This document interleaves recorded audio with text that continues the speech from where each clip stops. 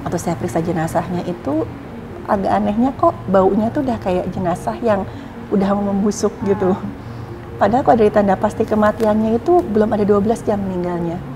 Kakunya juga belum lengkap gitu. Terus juga masih lumayan fresh lah gitu. Ya udah saya periksa, setelah saya periksa bagian tubuh bagian atasnya itu ya nggak ketemu luka-luka sama sekali. Tiba-tiba yang nemu tuh pertama teman satu timnya saya. Itu waktu saya lihat ke tubuh bagian bawahnya, dia coba bilang, dok ini coba dokter lihat dok gitu. Terus saya lihat itu di bagian, mohon maaf ya, alat vitalnya itu keluar banyak sekali belatung.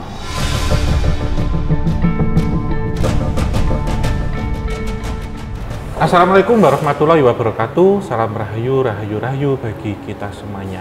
Kembali lagi di obrolan santai. Dan kali ini saya tidak sendiri. Saya kehadiran sobat lama, tapi setiap hari ketemu. Siapakah dia? Mbak Noven, monggo. Halo Om Hao, udah lama kita enggak berjumpa ya di depan kamera. Depan kamera. Kan? Oke, halo Sobat Javanika, semoga semuanya baik-baik saja.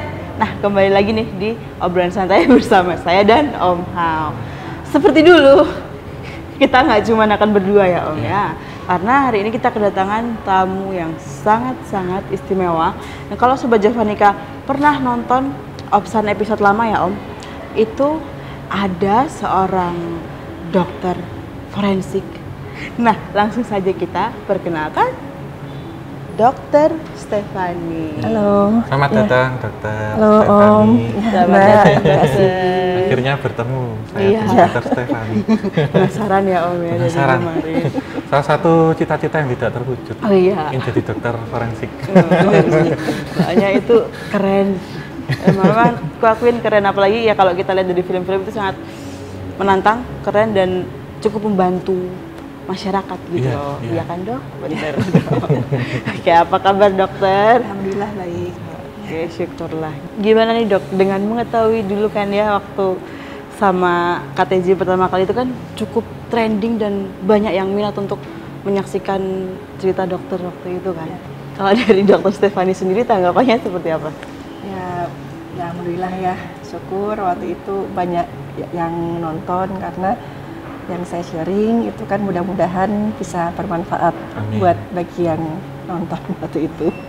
Betul, betul. Iya sih, dan itu kuakin cukup keren loh dok sama Om, karena mungkin ini juga ya yang bikin Sobat Javanika dan juga non Sobat Javanika berbondong-bondong nonton tayangan itu kan karena dunia forensik ini kan sebenarnya hal yang akan sangat jarang kita temui atau dengar dalam kehidupan sehari-hari, daripada maksudnya kayak mungkin pekerja di salon atau bekerja di kantoran biasa. Tapi kan forensik ini sangat lebih apa ya, eksklusif karena memang untuk confidentiality-nya kan seperti itu. Nah Om Hao nih tadi kan katanya tuh dulu cita-citanya adalah menjadi seorang dokter forensik ya, dan kebetulan juga katanya pengen banget ketemu dokter Stefani nih.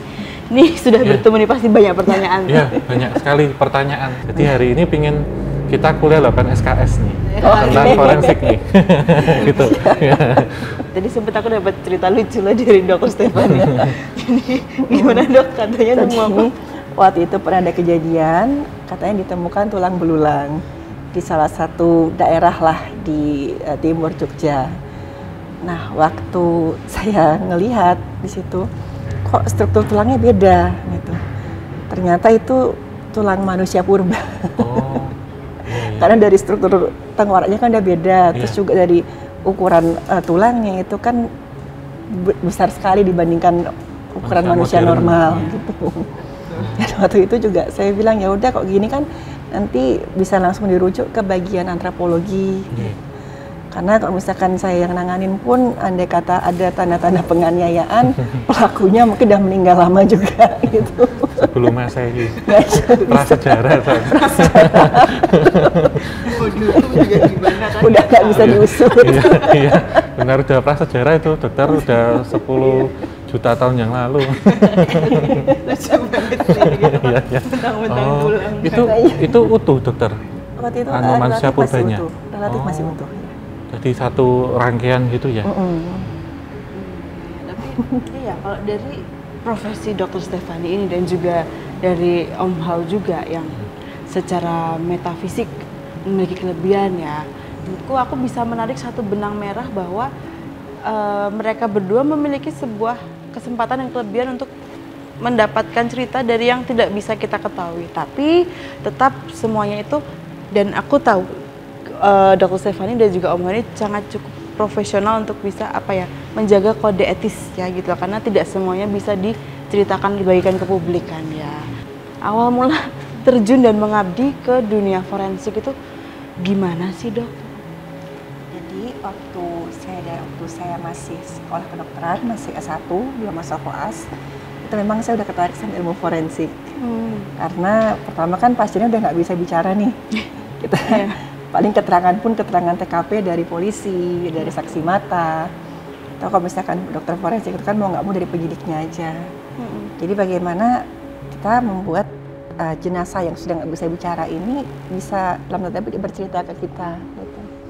Dan itu kan udah pasti nggak akan berbohong dianya.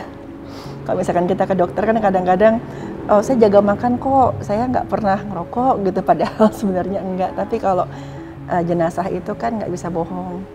Tertariknya di situ, dan hampir waktu kali saya menangani kasus itu yang mau nggak mau saya pasti harus pakai ilmu kedokteran yang dari hampir semua divisi lah gitu. Kadang misalkan jenazahnya ini dia ada riwayat sakit jantung, riwayat stroke gitu, mau nggak mau kan saya harus bisa tahu nih ngarahnya kemana gitu. Dan yang membuat saya tertarik itu, walaupun yang datang ke saya itu yang saya hadapin itu jenazah yang sudah nggak lagi bisa bicara, tapi mereka berhak dapat keadilan. Dan saya ingin bisa bersuara bagi mereka yang nggak lagi bisa bersuara. Apa yang dokter rasakan dan pikirkan saat itu?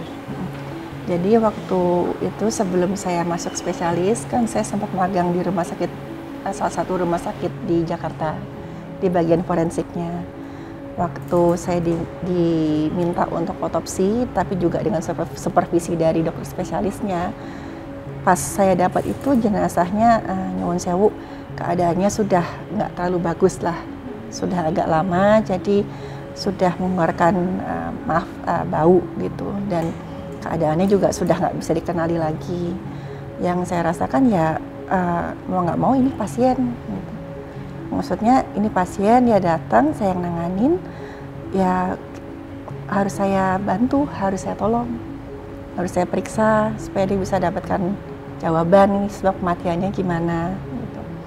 Jadi ya waktu itu alhamdulillah nggak sampai tiba-tiba pengen mundur atau gimana. Ya saya tangani sebaik-baiknya yang saya bisa gitu, dan ya alhamdulillah sih lancar waktu itu. Nah, tapi ini ya Om ya, dari cerita yang pernah Dr. Stefani bagikan di absen sebelumnya itu kan Dr. Stefani sempat juga ibaratnya melihat maupun mendengar sapaan ya dari makhluk-makhluk astral, terutama dari para pasien yang ditangani. Nah, itu kalau dari segi metafisik ya Om, apakah itu memang dari pasien-pasien itu tersebut, atau memang yang menyerupakan saja, tapi yaitu lagi ibaratnya mendownload segala keadaan, emosi, memori baik dari si pasien maupun dari dokter yang menangani. Iya, tentunya kan setiap benda, makhluk hidup ataupun apapun yang ada di sekitar kita ini kan merekam apapun itu, dan dari rekaman-rekaman itu akan terulang kembali.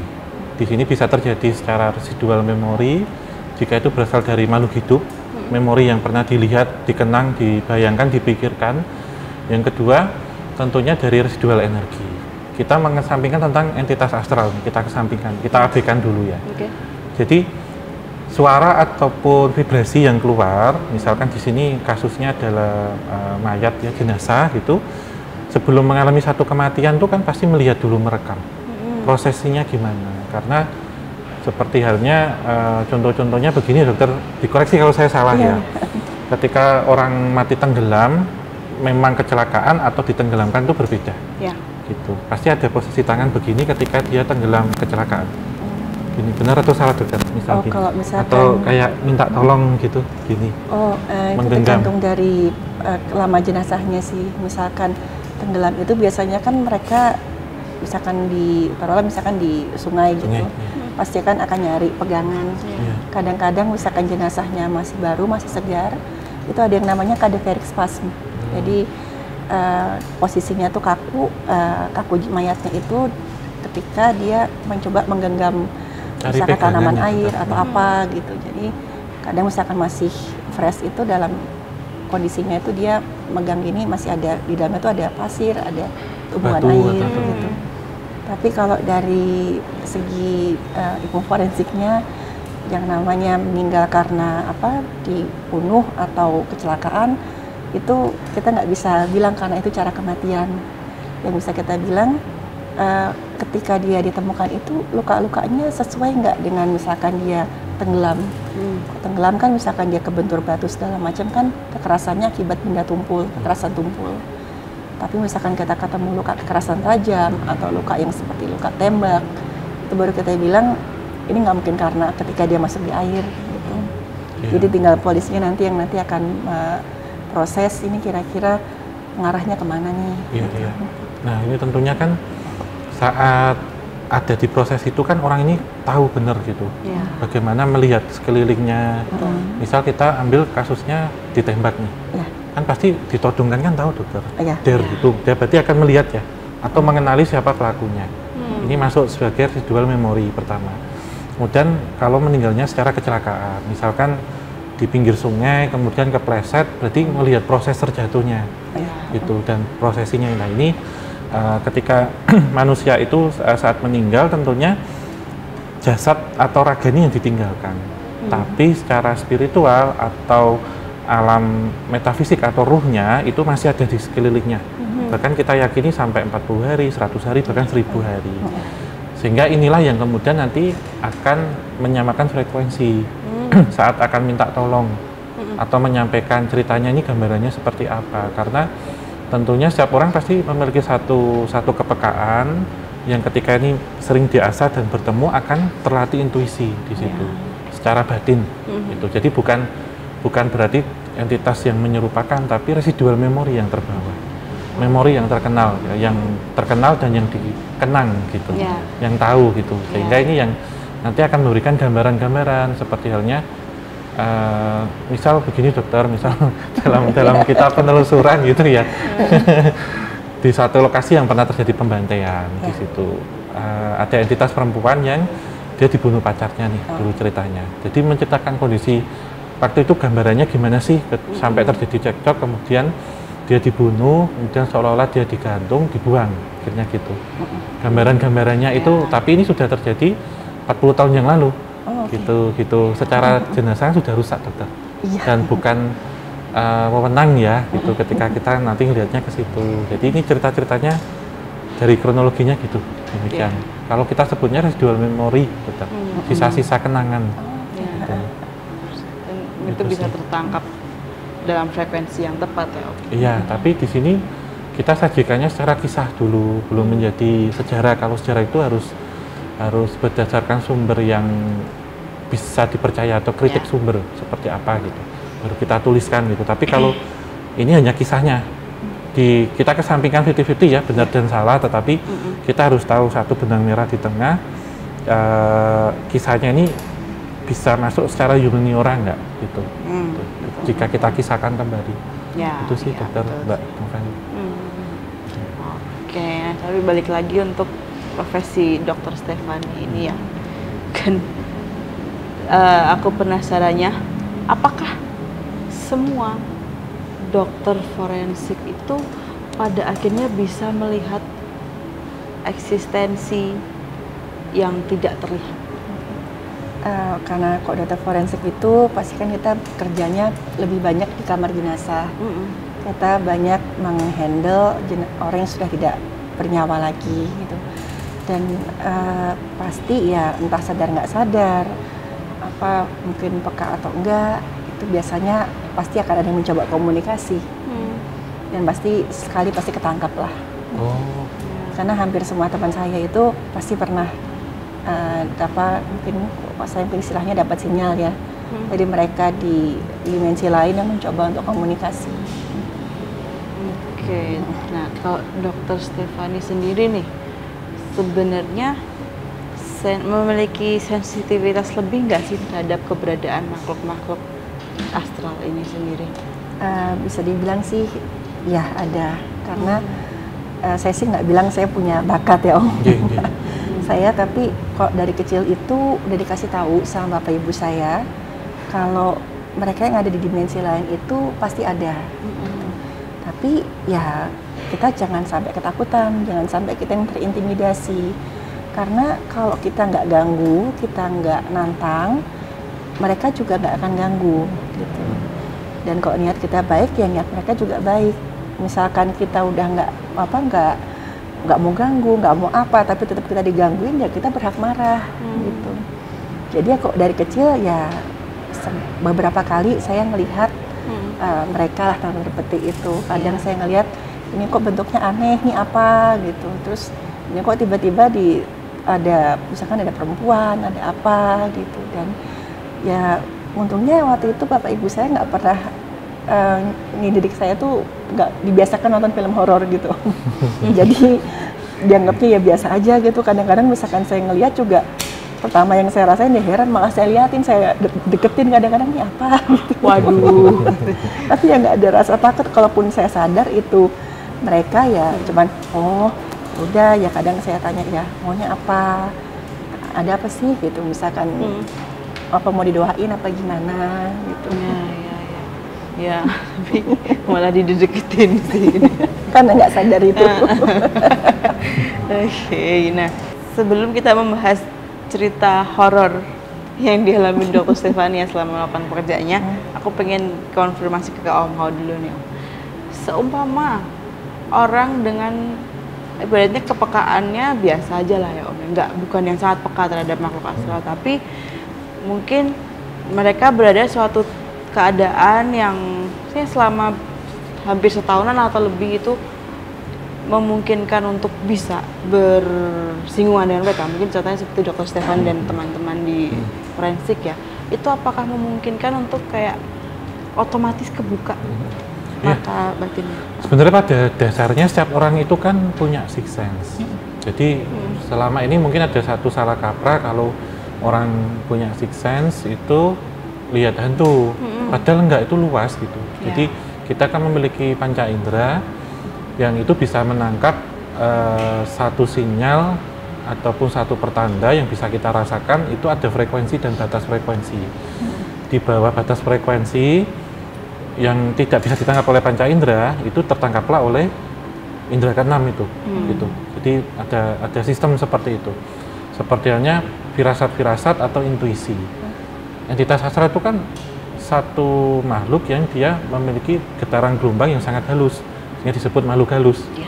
Jadi frekuensinya mungkin sangat kecil sekali gitu, sehingga kita tidak akan bisa merasakan kehadiran mereka. Kemudian kita bisa rasakan seperti halnya merinding contohnya, gitu. Paling gampang karena tentunya ada gesekan energi listrik antara kita dan mereka, terjadi listrik statis kalau di fisika kan gitu.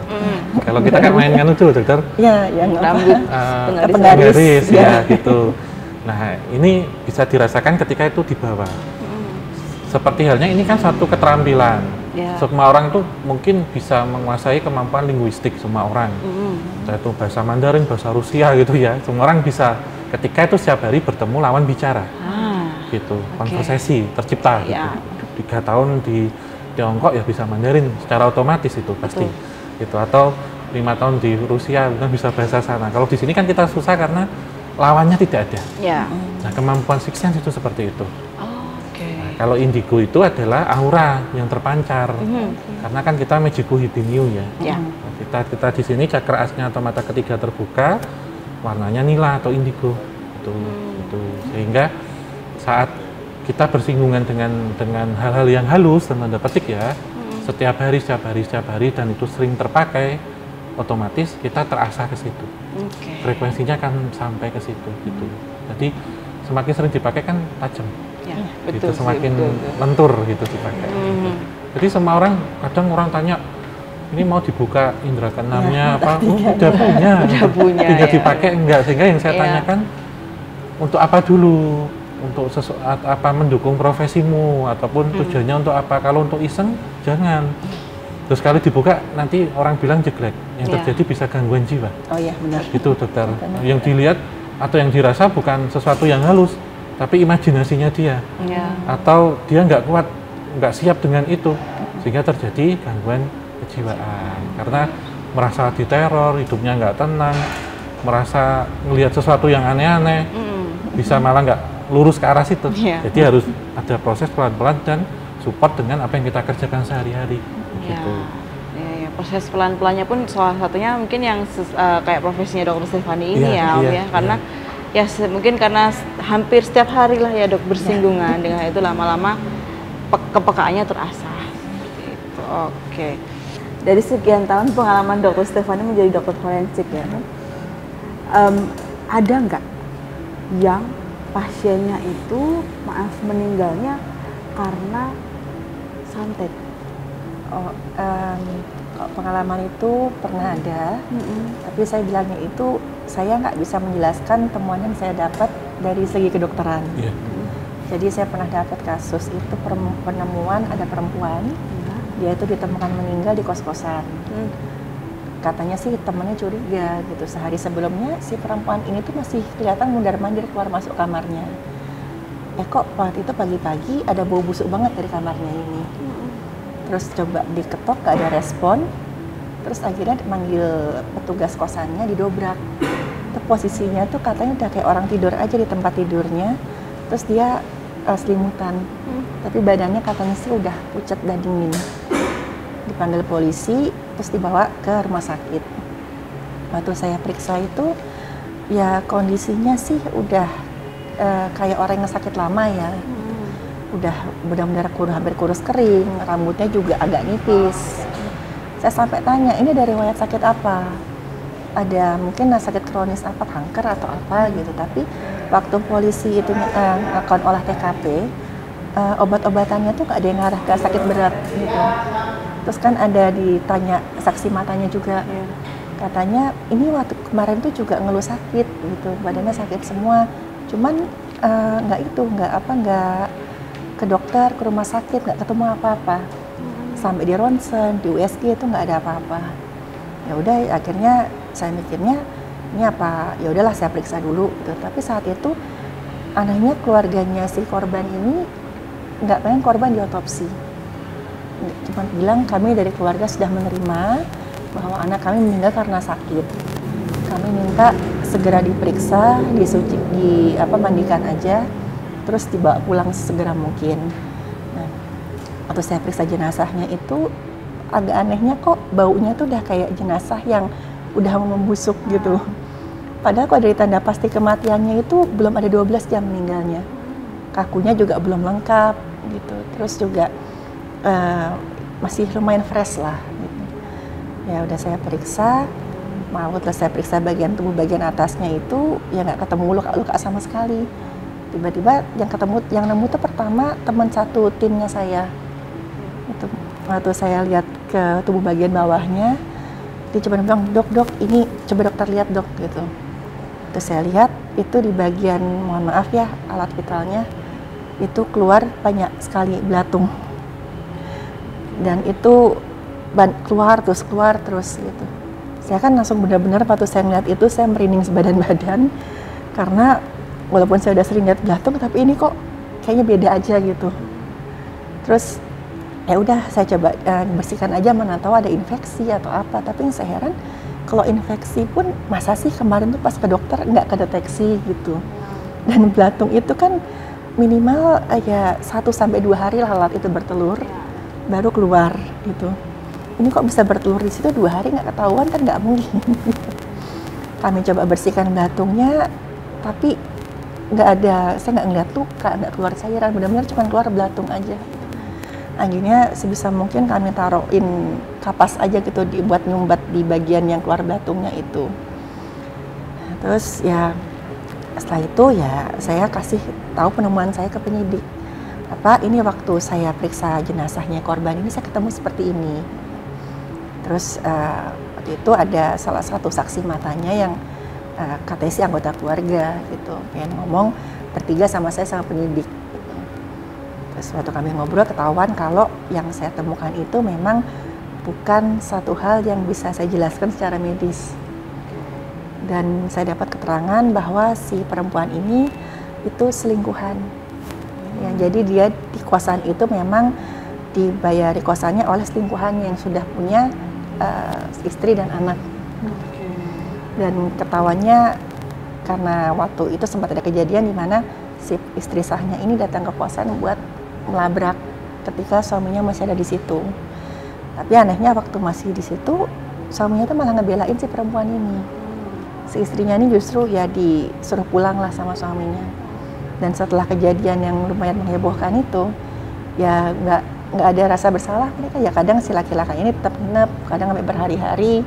Ya terus sampai akhirnya si perempuan ini katanya ngeluh sakit itu, ngeluh sakit, coba berobat ke sana sini, nggak ada perubahan dan akhirnya meninggal.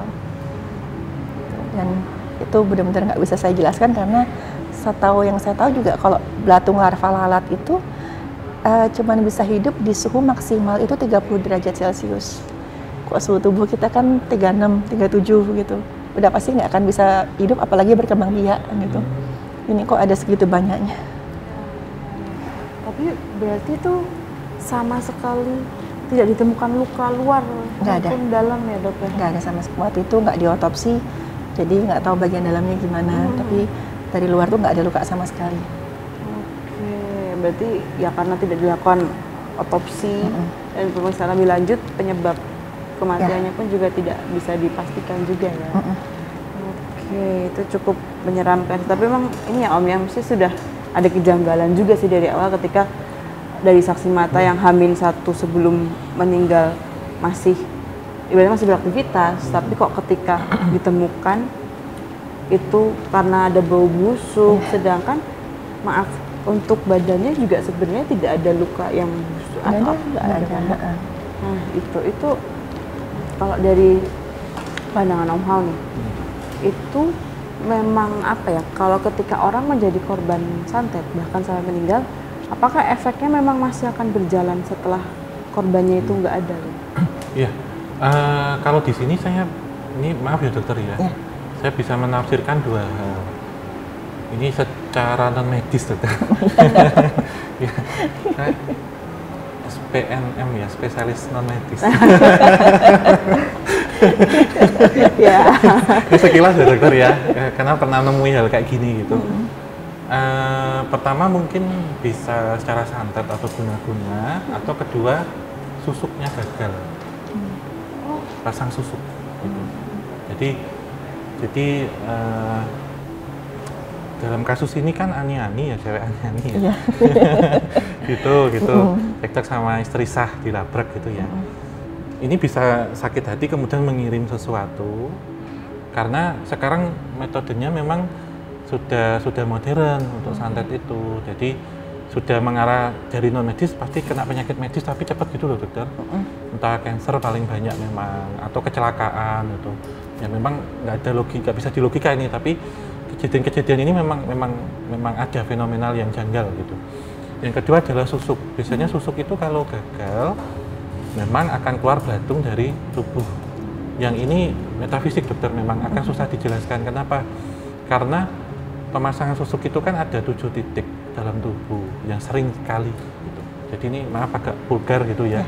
Jadi di sini memang 1, 2, di payudara 2, di ini 2, terus kemudian di kemaluan 1, karena akan memberikan sensasi dalam hubungan seksual yang berbeda itu di situ. Jadi ketika ini akan diambil atau kadaluarsa ataupun itu memang melanggar pantangan, biasanya akan timbul bau busuk di sekitar situ.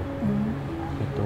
Namun ini juga bisa dari santet gitu, karena santet itu juga bisa menyerang organ intim baik laki-laki atau perempuan, sehingga yang ditembakannya di daerah situ. Jadi kemudian ada rasa bau, kemudian sakit yang hebat, kemudian pasti keluar belatung tuh ciri utamanya. Tapi belatungnya di sini memang bukan belatung yang dia datang dari lalat yang bertelur, tetapi yang dikirimkan secara metafisik. Gitu. Sehingga daerah ini saja yang sering terjadi kasus itu, entah pendarahan, bau cairan yang tidak enak atau keluar batu gitu. Sementara ada juga yang memberitahukan kalau pas di ronsen memang ada yang kelihatan, ada beberapa logam-logam yang dipasang gitu. Bahkan ada yang tidak kelihatan, tidak terdeteksi juga ada. Tetapi yang sudah terdeteksi itu biasanya mengarah ke penyakit medis yang sudah menjadi medis dokter, gitu. Hingga menyebabkan kematian orang itu. Tapi untuk saat ini memang paling banyak kecelakaan di jalan itu, santet-santetnya. Santetnya. Iya, iya. Jadi kalau dulu yang kita ketahui terus muta keluar kelabang atau apa itu udah lampau itu. Oh, gitu. iya. Sekarang sudah lebih Ada canggih, metode. lebih modern. Iya. Jadi seolah-olah meninggalnya karena sakit dokter paling banyak. Misalkan orang dalam 3 bulan kemudian sakit kanker kok bisa secepat itu. Bahkan ada yang cuma 1 minggu deteksinya kok ini kanker, itu kan tanda tanya walaupun dia nggak punya riwayat. Gitu. Ya. Ada modernisasi dalam hal penyantet juga ya. Iya, karena sekarang penyakit non medis bisa jadi medis dokter untuk hari ini. Gitu. Itu seolah-olah orang yang sehat kemudian kena stroke padahal nggak punya riwayat darah tinggi. Gitu. Paling banyak serangan jantung. Paling banyak itu. Ya. Karena istilah paling gampang ya, karena kan kok jantung itu kan silent killer. Iya. Nggak ketahuan gejalanya, tiba-tiba sumbatan terus meninggal. Betul. Iya. Iya. Nah, tapi kalau untuk pasien korban santet, yang dugaan korban santet ya dok ya, selain yang ini tadi ada nggak mungkin dokter pernah menemukan yang metode lama tadi, entah labang atau mungkin silet, paku. Kalau saya sama beberapa teman itu memang beberapa kali melihat yang kami nggak bisa jelaskan secara medis ya. Tapi ini saya samarkan karena ini sensitif sekali karena kebanyakan keluarga dari korban ini tuh menganggap ini sebagai aib. Gitu. Tapi beberapa kali memang ada ditemukan benda-benda asing yang seharusnya ada di situ, misalkan benda-benda tajam itu di saluran cerna itu, tapi di bagian kerongkongan sini itu nggak ada luka. Tiba-tiba udah ada di misalkan di lambung, di perut gitu. Dan ada juga waktu lagi meriksa korban, pernah itu korban kecelakaan yang diduga perkelahian antar kelompok lah gitu. Jadi dia tuh jatuh di jalan tapi gara-gara katanya dilempar batu. Tapi keluarganya nggak terima, terus pengen kasusnya dilanjutkan. Akhirnya kami otopsi, itu sempat ada keraba di bagian tubuh tertentu itu, keraba ada kok ada benda keras nih di balik kulitnya, ada apa? Karena setelah kami coba evakuasi pelan-pelan, ketemunya tuh kayak semacam logam kayak jarum sih gitu, tapi warnanya keemasan gitu. Tapi ya setelah itu ya kita udah tahu lah ini udah nggak usah diapa-apain aja gitu. Terus setelah itu kita raba tempat lain ya ada juga gitu. Tapi setelah itu ya gak kita perpanjang lagi ya, kasihan juga kan.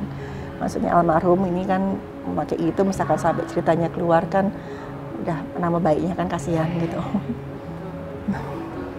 Itu penyebab kematiannya pada akhirnya bisa ditemukan dengan jelas gak? Atau mungkin si silet yang dalam lambung atau organ ini juga berpengaruh terhadap kematiannya?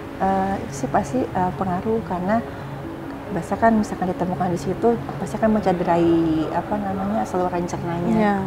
Tapi kalau saluran cernanya itu sampai cairan yang bocor keluar rongga perut yang rongga tubuh yang seharusnya steril, itu kan bisa bikin infeksi menyeluruh. Okay. Kita jelaskannya di situ. Tapi bahwa nggak ada luka-luka di saluran cerna atas, di tenggorokan, di kerongkongan, ya kita jelaskan aja apa adanya. Gitu. Emang ada luka di situ. Oke, ya. Ini cukup menarik sih di sini ya, karena ternyata dari forensik sendiri, maksudnya kita benar-benar bisa menemukan penyebab kematian orang, entah itu secara fisik maupun non fisik bisa kita bilangkan. Gitu. Tapi nih, kalau pengalaman Dr. Stefani sendiri sebagai seorang dokter forensik yang nggak sedikit banyak ya, memang banyak sangat membantu untuk dalam pemecahan kasus-kasus. Dokter ada nggak pengalaman yang kurang mengenakan terkait apa yang dokter lakukan ini? Pernah. Jadi ada satu kasus di mana saya harus menjadi saksi ahli, dan di pengadilan itu memang sempat mau dibelokkan bahwa bukan pelaku ini yang menyebabkan kematiannya gitu. Tapi dari penemuan saya itu udah istilahnya si pelaku ini, terdakwanya waktu itu udah nggak bisa kabur lagi lah gitu. Ini nggak mungkin karena hal lain kecuali penganiayaan, kecuali ada kekerasan. Terus yang ketika itu ya nggak lama setelah itu saya tuh kayak linglung rasanya. Tiba-tiba ada satu fase di mana ingatannya saya tuh kayak nyala mati gitu, dan yang sadar suami saya waktu itu. Tiba-tiba sifat saya berubah drastis dan kami bisa dibilang pernikahan kami tuh hampir gagal, kami hampir pisah karena tiba-tiba emosi saya nggak stabil. Tapi kok awalnya nggak dicurigai ke sana gitu. Kiranya ada saya memendam masalah apa gimana gitu. Terus yang saya ingat waktu itu ya kadang-kadang saya ingat gitu, saya ingat saya bangun, habis itu blank lagi, nggak ingat apa-apa lagi. Saya ingat saya makan tapi tiba-tiba muntah, itu saya ingat sampai saya harus minum obat muntah yang cukup keras. Saya sampai minta itu ke teman saya karena saya nggak bisa makan waktu itu, nggak bisa minum pun saya muntah. Itu saya minum tetap muntah juga. Sampai waktu itu saya ke IGD juga dibilangnya nggak ketemu apa-apa, kayaknya cuma banyak pikiran aja. Gitu. Ya. Tapi untuk yang posisi blank dan tidak blanknya ya dok, itu apakah flipnya sangat cepat atau ada? Kalau dari suami saya ya waktu itu yang melihat kan dia itu katanya ada jam-jam tertentu di mana saya itu normal. Saya biasa-biasa aja, tapi ada jam tertentu di mana saya mulai drop lagi gitu, mulai aneh lagi lah gitu. Nah, terus waktu itu ya nggak tahu tiba-tiba tuh saya tuh ngomong ke suami saya tuh ada kata-kata, saya nggak mau lihat kamu lagi. Saya mau sendiri aja di sini. Gitu. Dan itu nggak ada yang tahu kenapa. Akhirnya padahal lagi nggak ada masalah apa-apa. Gitu. Ya. Nah, menurut Om Hao nih, dari cerita Dokter Stephanie tadi ya, apakah betul, maksudnya dari pengalaman Dokter Stephanie itu memang confirm bahwa itu ada yang ngerjain, dan kalau untuk yang dari Dokter Stephanie bilang tadi kan ada jam-jam on and off-nya tuh Om. Itu sistem atau cara kerjanya seperti apa sih? Iya. Jadi kalau jam-jam tertentu ya dokter ya, memang untuk penyakit-penyakit non medis itu tidak seperti penyakit medis, memang berbeda walaupun efeknya hampir sama. Ada jam-jam tertentu memang iya. Jadi ada waktu maghrib, dini hari, tengah malam sebelum subuh, dan jam 12 siang. Gitu waktu-waktu krusial, terutama maghrib. Gitu. Jadi maghrib itu kan peralihan antara siang dan malam, dan memang energi kita sedang lemah secara spiritual atau supranatural, kita sedang lemah. Entitas ini mulai mengganggu atau mulai mengacaukan itu, sehingga uring-uringan tuh pasti karena secara psikis kita dikuasai oleh entitas ini, atau sugesti-sugesti, seperti halnya permasalahan-permasalahan ketidaktenangan ataupun ketidakharmonisan dalam rumah tangga itu bisa menjadi imbas.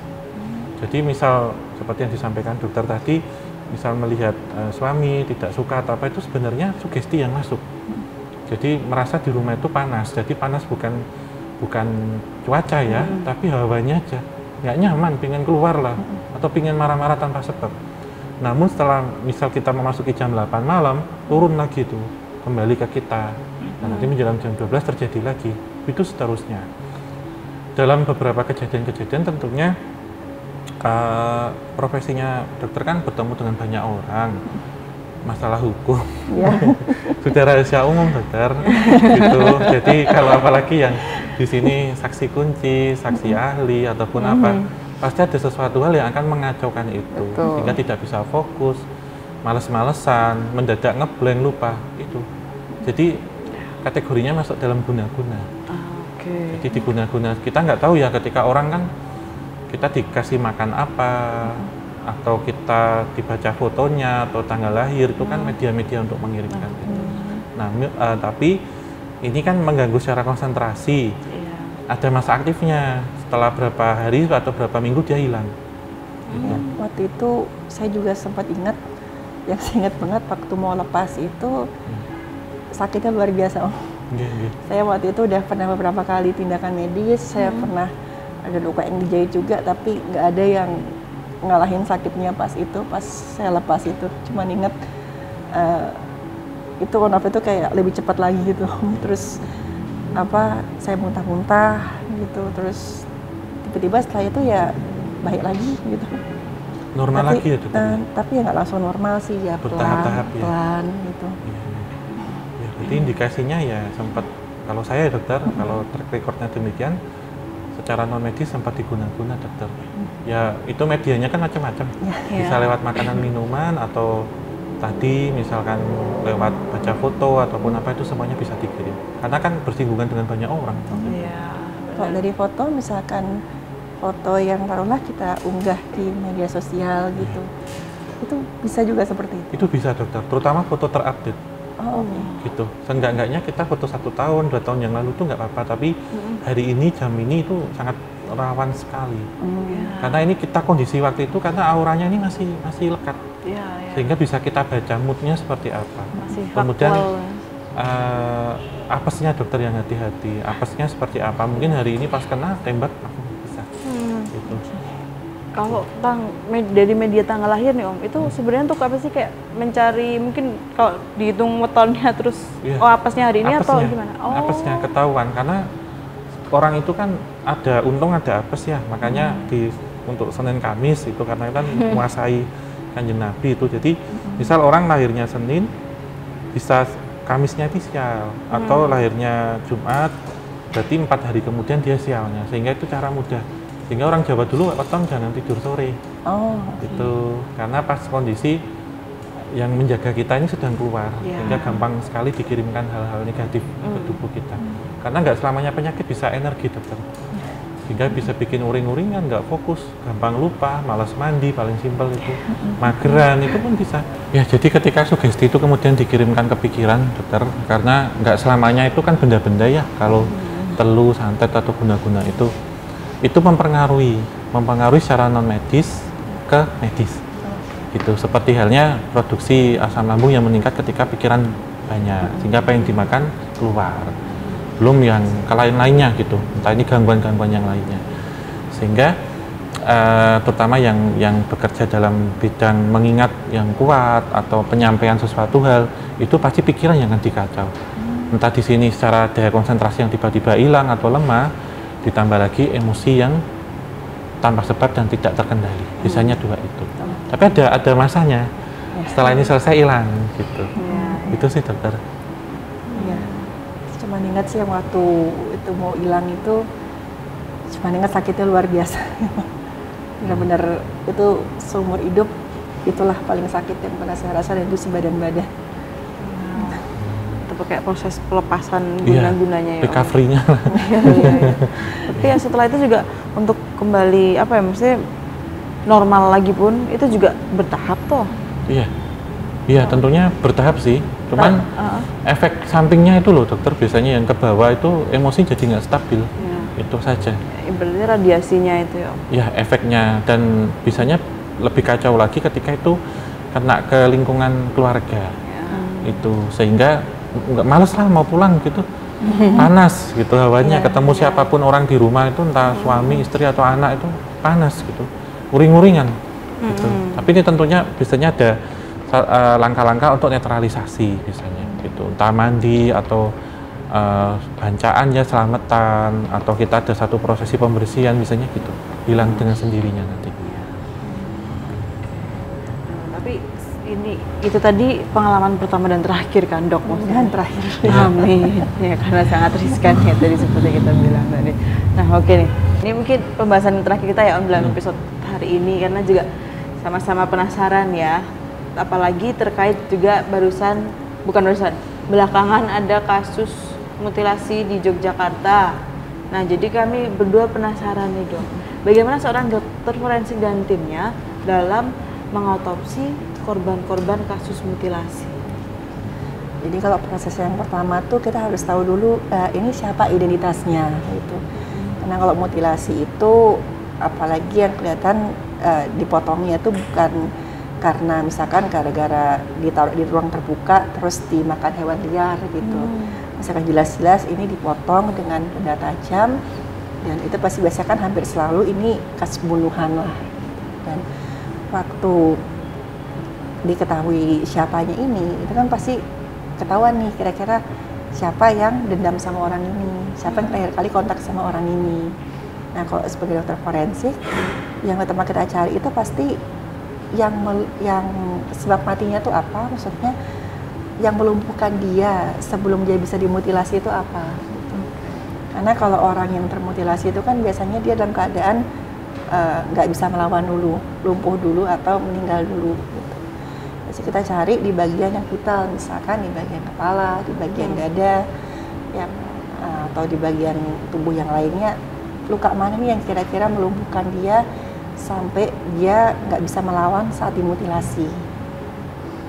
Mungkin kita sering dengar dia dimutilasi dalam keadaan masih hidup, gitu. Sebenarnya yang definisi hidup di sini itu jaringannya masih hidup. Gitu. Jadi saat dipotong kita lihat ada jaringan yang tertarik mengerut, ada gumpalan darah, gitu. Itu ya berarti ini misalkan kita ambil jaringannya sedikit, kita lihat di bawah mikroskop ada tanda-tanda sel radang. Itu cuma ada kalau manusia ini masih dalam keadaan hidup. Tapi entah saat itu dia masih sadar atau enggak, kan nggak ada yang tahu. Bisa juga dia udah nggak bisa ngelawan, misalkan kita udah sisa-sisa nyawanya lah gitu. Tapi darahnya masih ngalir, di jantungnya masih berdenyut, dia masih nafas sedikit-sedikit. Itu bisa terjadi reaksi radang. Oke, ya. Itu aku jadi penasaran nih dok. Mungkin dokter bisa menjawab. Kalau orang pingsan terus dimutilasi, itu kan ya tetap rasa sakit, ada rasa sakitnya. Apakah orang itu bisa terbangun karena dari rasa sakitnya atau malah mempermudah untuk proses kemeninggalnya itu? Misalkan merasa sakit ya tergantung kondisi tubuhnya ya. Tapi biasanya kok setelah dia taruhlah ada satu bagian tubuh yang dipotong, ada pembuluh darah besarnya di situ, darahnya langsung keluar lebih banyak lagi, itu justru lebih mempercepat waktu kematiannya. Dan setelah misalkan kita tahu nih jenazahnya, jenis kelaminnya ini, usianya sekian sampai sekian, misalkan pada saat dilaporkan polisi belum tahu nih identitasnya siapa. Kita kasih tahu, diumumkan untuk ciri-cirinya. Ini jenis kelaminnya ini, perkiraan usianya sekian sampai sekian, perkiraan tinggi badannya sekian sampai sekian, dan bisa mengenakan, misalkan ada yang menempel di tubuhnya tuh baju seperti ini. Nanti diumumkan, terus kira-kira ada anggota keluarga yang kenalin nggak, kok ciri-cirinya sama ya kayak anggota keluarga saya yang hilang. Nanti baru, biasa setelah identitasnya ketemu, dari pihak kepolisian akan nanti mudah untuk tahu siapa yang kira-kira mau menyakiti si korbannya ini. Nah ini menjadi pertanyaan nih dokter. Ya. Selama bekerja menangani kasus mutilasi, rekor terbanyak ada berapa banyak potongan tubuh? Itu yang dipotong atau yang dicincang? Gitu. Kalau rata-rata kan saya melihat itu bagian tubuh itu kan saya bagi kepala, anggota gerak, batang tubuh, dada, perut, sama kaki. Rata-rata sih 4-5 lah gitu. Dan biasanya yang paling sering dipisahkan itu leher sama kepala. Karena ya mungkin harapannya dengan kepala ini entah nanti dirusak lagi atau nanti mungkin disembunyikan, dibuang tempat lain, itu lebih nggak dapat teridentifikasi gitu. Dan kan mukanya nggak ketahuan gitu. Tapi bisa ketahuan sih, maksudnya ketika dia merusak bagian kepala di wajah itu, apakah tujuannya untuk menyamarkan identitas atau karena dendam, itu kelihatan dari luka-luka ya juga. Ya, biasanya misalkan dia ada rasa dendam atau motifnya seksual, ya pola luka di bagian-bagian tubuh tertentu tuh kelihatan. Terbawa ya. Sempat juga itu dibahas di beberapa jurnal di luar negeri, itu tentang yang namanya overkill atau crimes of passion gitu. Jadi pada saat dia membunuh itu si pelakunya ini dikuasain kemarahan yang bukan main lah gitu, benar-benar kemarahan luar biasa. Akan kelihatan di luka-luka yang di tubuhnya, luka yang nggak seharusnya. Biasanya kan kalau orang membunuh kan asal sudah dia nggak bisa melawan, asal dia sudah mati ya sudah gitu. Tapi ini lukanya kok berlebihan sekali, gitu. Bisa kelihatan dari situ. Tapi berarti dari beberapa bagian tadi ya dok ya. Kalau sudah selesai di otopsi, apakah akan disatukan lagi atau dikembalikan pada keluarga atau dimakamkan sesuai kondisinya aja yang ada? Sebisa mungkin ya kita rapikan lagi lah. Misalkan masih bisa memungkinkan ya kita jahit lagi, dirangkai lagi. Tapi begitu pun semaksimal mungkin pun tetap harus dilapis lagi dengan plastik biasanya. Karena ada beberapa bagian mungkin yang terlalu potongannya terlalu kecil atau terlalu nggak beraturan, jadi susah untuk dirangkai lagi. Ya sebisa mungkin kita rapikan lah. Gimana Om? Masih banyak yang ingin ditanyakan nggak nih? Banyak ini, 8 SKS ini yang forensik 1. Mungkin forensik 2. Semester depan ya? Iya, kalau yang kemarin kan pengantar forensik. Benar sekali. Ini sudah ke analisisnya. Gitu. Oke ya, tapi kuliah hari ini kita sudahi dulu. Kok cepet ya? Iya. Dan ini nyimak dari tadi tuh. Banyak pertanyaan. Nyatet udah dicatat semua. Oke. Kita sudahi dulu ya Om kuliahnya hari ini. Tapi Om Ho jangan khawatir, Sobat Javanika juga jangan khawatir. Kalau mau mendalami tentang forensik lagi dari Dr. Stefania, Dr. Stefania juga punya channel YouTube nih. Apa namanya dok? Namanya Dr. Stefani, Dr. Stefani, tulisannya STEPHANIE. Itu di situ saya sharing juga beberapa kasus yang bisa dijelaskan secara medis, tapi juga ada yang nggak bisa dijelaskan secara medis. Ya. Monggo misalkan mau mampir ke channel YouTube saya. Ya ini kalau mau belajar daringnya, ini kan kita luring ini. Iya benar. Bisa diakses di situ karena sekarang bisa macam-macam untuk belajar. Ya, abis ini Om Ho akan kuliah online. Iya, kayaknya saya langsung. Benar sekali. Oke. Untuk hari ini kita sudahi. Terima kasih Dr. Stefani. Terima kasih Om Ho juga. Ya, mudah-mudahan bisa sharing lagi nanti. Ya, amin, ditunggu. Ya, terima kasih untuk DOS Indonesia bagi teman-teman yang ada di bidang seni fotografi dan juga videografi dapat mengunjungi DOS Indonesia untuk memperoleh piranti-piranti yang mendukung hobi dan pekerjaan kalian dan tentunya akan mendapatkan harga yang murah. Lokasinya di mana? DOS Indonesia. Oke, kita tutup. Terima kasih untuk teman-teman Sobat Javanika yang sudah menyaksikan dari awal hingga akhir. Dan tentunya dukung channel kami berdua, baik Dr. Stefani, Kisah Tanah Jawa, ataupun Podcast Opsan dengan like, subscribe, nyalakan lonceng, dan tentunya tinggalkan kritik, masukan, dan saran hanya di kolom komentar, serta share sebanyak mungkin. Oke, kita tutup. Akhir kata, wabillahi taufik wal hidayah. Wassalamualaikum warahmatullahi wabarakatuh. Mugi tansah pinaringan rahayu sarkum dumadi.